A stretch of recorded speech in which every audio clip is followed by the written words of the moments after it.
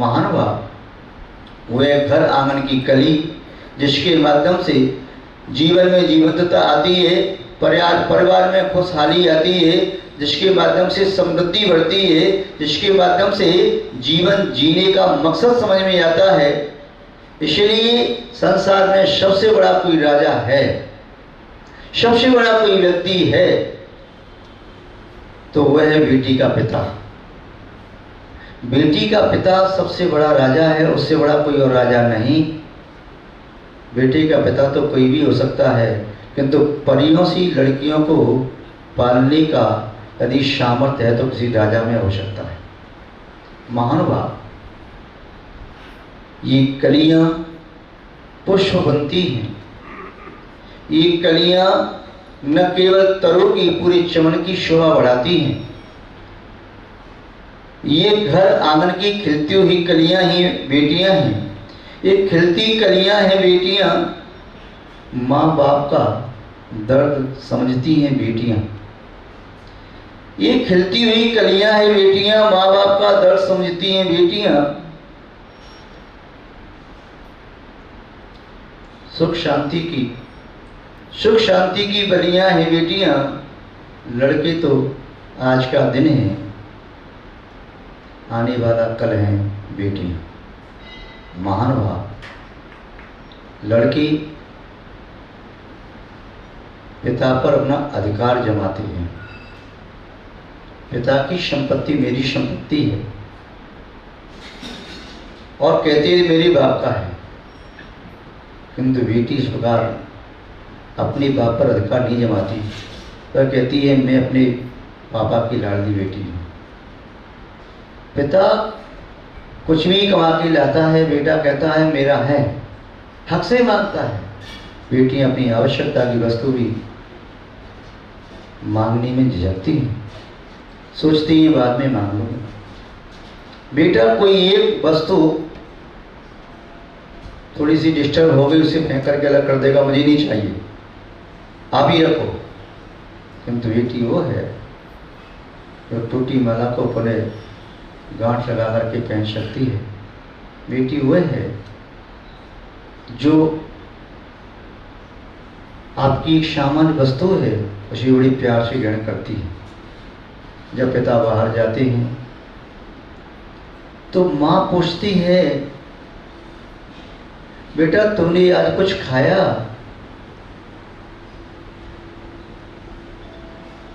पत्नी पूछती है तुमने आज क्या कमाया? बेटा पूछता है मेरे लिए क्या लाना है? तो बेटी पूछती है पापा तुम्हें जल्दी से कब आना है? ये बेटी का मन होता है जो पिता के दुख को अपना दुख मान करके चलती है। एक नहीं अनेकों बेटियां ऐसी भी हैं इस भारत भूमि पर जिन्होंने बेटे की कमी को पूर्ण किया है। बेटी ने बेटे का एहसास दिलाया है, बेटा बनकर के माता पिता के दुख दर्द को बांटा है, माता पिता के जीवन के लिए वृद्धावस्था का सहारा बनी है। बेटियां अपनी सुख सुविधा को छोड़कर जिन्होंने माता पिता की सेवा करने के लिए अपने मन में निर्णय लिया है कि हमें शादी नहीं रचाना है, माता पिता की सेवा करना है। महानुभाव, शायद मैं समझता हूँ ऐसे उदाहरण पुरुषों में बहुत कम मिल पाएंगे कि मैं शादी न करूँ, माता पिता की सेवा करूँ। ऐसे कई लड़के हैं जो वैराग्य की भावना से युक्त थे, किंतु उन्होंने लगा कि हमें वृद्ध अवस्था में माता पिता की सेवा करनी है, मैं अपनी माता पिता का इकलौता बेटा हूँ।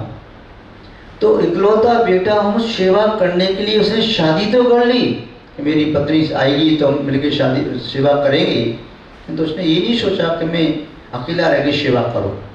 किंतु बेटी ये भी सोच सकती है कि मुझे संसार सुख नहीं चाहिए, मुझे तो माता पिता की प्यारी सी गोद चाहिए। महानुभाव, ये एहसास, ये आभास पिता को बेटी के पास ही होता है। चाहे पिता के पास अकूत संपत्ति हो, चाहे पिता के महल आंगन में गुलाबों का ढेर लगा हो, चाहे पिता के पास कितने भी वाहन हों, चाहे कितने भी सेवक हों, चाहे कितना भी बैंक बैलेंस हो, चाहे पिता के पास उनकी धन पत्नी कितनी भी हों, किंतु जो अनुभूति अपनी लाडली बेटी को अपने हृदय से लगाने पर होती है, वह अनुभूति विश्व की किसी भी शक्ति को प्राप्त करके नहीं हो सकती। महान भाव बेटियों के महत्व को संसार ने हर काल में, हर समय पर उचित मूल्यांकन किया, बेटियों का महत्व बताया। ऐसा नहीं है कि बेटी पंचम काल में महत्वपूर्ण नहीं, ऐसा नहीं कि बेटी चौथे काल में महत्वपूर्ण नहीं, ऐसा नहीं कि बेटियों का महत्व किसी क्षेत्र विशेष पर कम हो जाता हो, कभी कम नहीं होता। महत्व कभी कभी जब उनका अभाव होता है तो ज़्यादा बढ़ता दिखाई देता है। जब पास होती हैं तब भी बेटी माता पिता के दुखों का अवशोषण करने वाली होती है। दूर होती हैं तब भी माता पिता से फोन पर वार्तालाप करके, दूरभाष से वार्तालाप करके, अन्य प्रकार से समाचार दे करके, वैसे ही माता पिता के मुख कमल को विकसित करने वाली होती हैं, जैसे सूर्य आकाश में रहकर कमल को विकसित करता है, चंद्रमा कुमुदनी को। महान भाव ये बेटियों का साहस है जो माता पिता की अंतरंग की अनुभूति का अनुभव कर सकती हैं। अन्यथा कई बार तो पिता की अनुभूति बेटा नहीं कर पाता, अपने पिता की मन पीड़ा को, मनोवेदना को जीवन साथी भी नहीं समझ पाती, किंतु बेटी ये वह एक पिता के हृदय का टुकड़ा जो पिता के अंतरंग की प्रणति को भी जानने में समर्थ होती है। महान भाव बेटियों के बारे में आचार्यों ने भी कहा है कि वह कन्या बाल्य अवस्था में भी शुक्र होती है। यदि वह कन्या यौवन अवस्था को प्राप्त होती है तब भी अपने जीवन साथी को सुख देती है, वृद्ध अवस्था में पुत्रों के लिए सुख देने वाली होती है। जैसे सम्यक दर्शन वह अप्रति के लिए सुखद होता है, ज्ञान वह व्रती बनने के लिए प्रेरणा देता है, वैराग्य का कारण है, सुख का कारण है, और सम्यक चारित्र वह मोक्ष का साधन बनता है। ऐसे ही बेटी कभी श्रद्धा के रूप में, कभी ज्ञान के रूप में, कभी चारित्र के रूप में दृष्टिगोचर होती है। बेटियों ने राज्य का संचालन किया, बेटियों ने देश की रक्षा के लिए कुर्बानियां दी, बेटियों ने धर्म की समृद्धि के लिए तप और त्याग को स्वीकार किया। ब्राह्मी और सुंदरी भी दोनों बेटियां ही थीं, जिन्होंने तृतीय काल के अंत में सबसे पहले शील व्रत को स्वीकार किया। महाराज ऋषभदेव तो वैरागी बाद में हुई, उन्होंने तो दीक्षा बाद में ली, किंतु ब्राह्मी और सुंदरी ने अपने पिता के मान की रक्षा करने के लिए हमारे पिता का शर हमारे कारण किसी अन्य राजा के कदमों में न झुके। वार्तालाप आपको ज्ञात है। शिक्षा ग्रहण करते हुए ब्राह्मी सुंदरी अपने पिता के पास थी। महाराज ऋषभदेव का राज्याभिषेक हो चुका था, उनके भरत आदि पुत्र भी थे। तभी बेटी सुंदरी ने पूछा, पिताजी ये सब राजा महाराजा आपके दरबार में क्यों आए, आपको भेंट चढ़ा करके नमस्कार क्यों कर रही हैं? महाराज ऋषभदेव ने समझाया, बेटी ये भारतीय संस्कृति है, ये एक व्यवस्था है, अनुशासन है। हर अधीनस्थ राजा अपने बड़े राजा के लिए शक्ति अनुसार भेंट भी समर्पित करता है, आधीनता स्वीकार करता है और नमस्कार करता है। ये एक लोक धर्म है। ब्राह्मी बेटी पूछती है, पिताजी आप तो सर्वोच्च राजा हैं, आपको तो सारा जग प्रणाम करता है, सभी आपको शीश झुकाते हैं, सभी भेंट समर्पित करते हैं। तभी महाराज शबदेव ने कहा, नहीं बेटी। क्यों पिताजी? यद्यपि वर्तमान में सभी राजा मुझे प्रणाम करते हैं, यह बात ठीक है, किंतु भविष्य में क्या? बेटी, यही जब आप यौवन अवस्था को प्राप्त होंगी तब मैं आपका पाणिग्रहण संस्कार जिस राजकुमार के साथ करूंगा वह मेरा पूज्य होगा, उसे मैं आदर भी दूंगा और अपनी कन्या भी। तभी दोनों बेटियां कहती हैं, नहीं पिताजी, हमारे कारण आपको किसी अन्य अधीनस्थ राजा को प्रणाम करना पड़े, उसके लिए सिर झुकाना पड़े, ये कदापि नहीं हो सकता। हम संकल्प करते हैं कि हम जीवन में विवाह ही न रचाएंगे, हम आत्म कल्याण करेंगे, संयम के मार्ग को स्वीकार करेंगे। महानुभाव, ऐसा उदाहरण जो ब्राह्मी सुंदरी ने प्रस्तुत किया, क्या इस प्रकार का त्याग किसी पुत्र में देखने को मिलता है? क्या कोई पुत्र ऐसा कर सकता है? वह बेटियां ही कर पाती है। पद्म पुराण में प्रसंग आया कल्याण माला का। कल्याण माला ने अपने पिता के राज्य का संचालन किया 12 वर्ष तक पुरुष के वेश में रह करके। कोई ये जान ही नहीं पाया कि वास्तव में ये पुरुष है या लड़की। केवल धाई माँ, उसकी माँ जानती थी, उसके पिता जानते थे कि मेरी बेटा नहीं है, मेरे राज्य को कोई भी हत्या लेगा। इसलिए बेटी को कहा, बेटी तुम समर्थ हो तो राज्य का संचालन करो, पुरुष वेश में रहो। कल्याण माला ने यही किया। जब राम लक्ष्मण सीता वनवास के समय वहाँ पहुँची तब वह कल्याण माला लक्ष्मण से मिली और पुनः लक्ष्मण को अपना जीवन साथी रामचंद्र की अनुमति से बना करके फिर राज्य का संचालन इस प्रकार से किया गया। देशभक्ति में मनु जैसी, लक्ष्मीबाई जैसी बेटियां थीं जिनमें बचपन से ही देशभक्ति का रंग चढ़ा हुआ था। देश को स्वतंत्र देखने की भावना थी, पराधीनता उन्हें नहीं सही।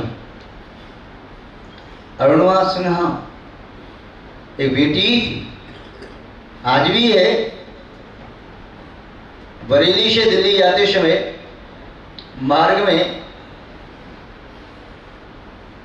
किन्हीं बदमाश लड़कों ने उनकी गले की चेन खींची और धक्का दे दिया, चलती गाड़ी में से नीचे गिरी,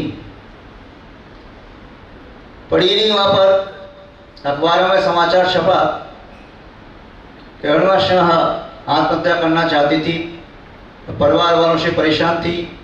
या और जो व्यक्ति जो सोच सकता था अच्छा बुरा सोच करके सबने उसके बारे में कमेंट्स किए। वह रात भर वहां पड़ी रही, उसके पैरों के ऊपर से 149 ट्रेनें निकल गई। एक पैर घुटने से आगे तक कट गया, दूसरे पैर लटक रहा था घुटने के पास से। वह पड़ी है स्टेशन से आगे जंगल में, वृक्षों के बीच में से जंगली चूहे उसे खा रहे हैं। कभी मूर्छित हो जाती, कभी होश आता, चीखती चिल्लाती। प्रातःकाल गार्ड लालटेन लेकर के उधर देखने के लिए गया तो देखता है रेल की पट्टी के समीप उन पत्थरों में, गिट्टियों में कोई शव पड़ा हुआ है, मृत। किंतु जब पास में पहुंचा तो कराहने की आवाज आई। उससे कभी तो जीवित है। आश्चर्य, जीवित कैसे? इसके ऊपर से ट्रेन निकल गई। समाचार दिया, आसपास के लोग पहुंचे, भीड़ इकट्ठी हो गई और रेली के डॉक्टर भी पहुंचे। इसके पैर काटे जाएंगे, ऑपरेशन होगा। उसने कहा ऑपरेशन करने के लिए एनेस्थीसिया देना पड़ेगा, शून्य करना जरूरी है, वो अभी व्यवस्था है नहीं। उसने कहा तुम चिंता मत करो, तुम अपना कार्य करो, इसे शून्य करने की आवश्यकता नहीं है। बोले तुम सहन न कर सकोगे। बोले जो 149 ट्रेन अपने पैरों पर निकलती हुई सहन कर सकती है तो इसको भी मैं सहन कर सकती हूँ। उसका ऑपरेशन हुआ ऑपरेशन होने के उपरांत उसके माता पिता ले गए, ठीक हुई। उसके मन में एक बात सवाल हो गई कि मेरे संबंध में जो मिथ्या बातें प्रचार तो हुई हैं कि मैं आत्महत्या करना चाहती थी, या मेरा किसी से कोई प्रेम था, या घर में झगड़ा हो गया, इन सब बातों का उत्तर मैं यहाँ से दूंगी तो कोई सुनेगा नहीं। अरुणा सिन्हा ने संकल्प किया कि मैं एवरेस्ट की चोटी चढ़ूंगी। अपने माता पिता से कहा, लोगों ने समीपवर्ती लोगों ने सुना, लोग हंसने लगे, बोले ये सदमा को लग गया है, कोई सपना देख लिया है, वही बात सवार हो गई है कि मैं एवरेस्ट की चोटी चढ़ूंगी। जिसके दोनों पैर कट गए हों और आर्टिफिशियल पैर जिसके लगाए हैं, डॉक्टर ने कहा 6 महीने तक तो तुम बेसहारे के किसी व्यक्ति का सहारा पकड़ के दोनों हाथों से तब चलना, वो भी 100 कदम से ज़्यादा नहीं। उसके बाद में फिर शनि शनि चलने का अभ्यास करना। जीवन में ये नहीं सोचना कि तुम 2-4 किलोमीटर चल पाओगे।